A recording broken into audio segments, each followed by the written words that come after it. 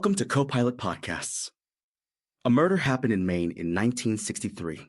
63 years passed. Witnesses aged. Evidence sat in boxes. And then, in July 2026, there was an arrest. One arrest 6 decades later because the story refused to die. Today, we're digging into story-driven cold cases, specifically, what makes them so gripping, how narrative storytelling is actually influencing real investigations, and what modern tools are finally cracking cases that seem permanently frozen. By the end of this episode, you'll understand why the way a case gets told might be just as important as the evidence itself. I've got someone here who's been deep in this world, so let's get into it.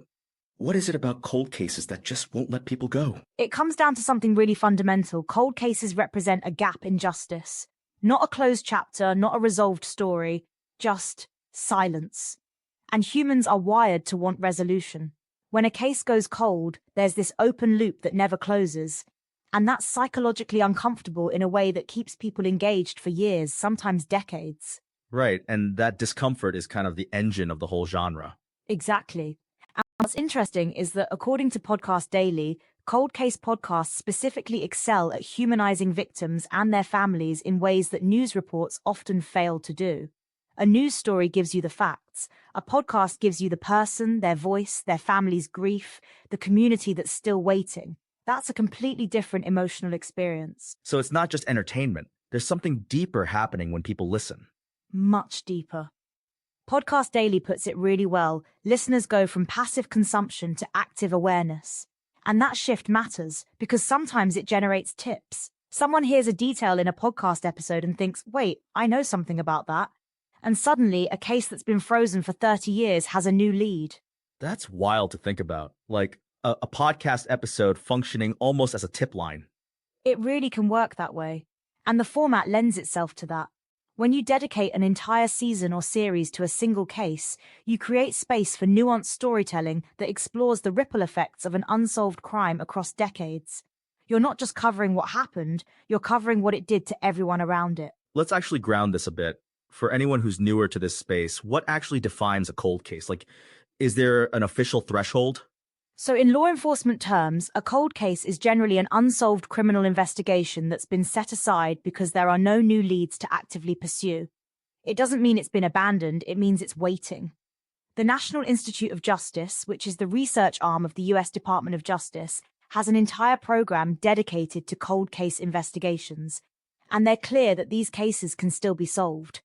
Their position is that cold case programs can solve a substantial number of violent crime cold cases, including homicides and sexual assaults. So the NIJ is actively funding and supporting this work. They are. And what's changed dramatically is the toolkit available to investigators.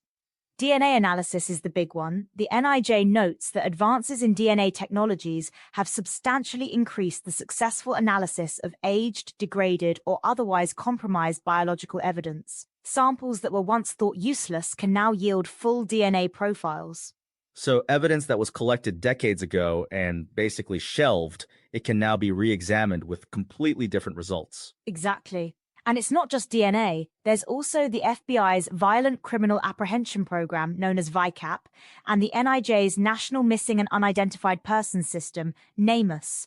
These are databases and tools that let investigators cross-reference cases across jurisdictions, which is huge because a lot of cold cases went cold partly because information wasn't being shared between agencies. That's a really interesting structural problem, right?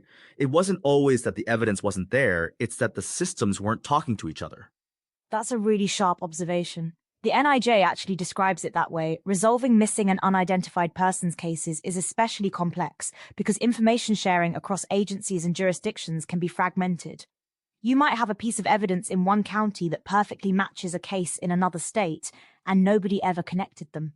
Okay, so before we get into the storytelling side of this more deeply, I want to talk about a case that really illustrates what modern methods can do.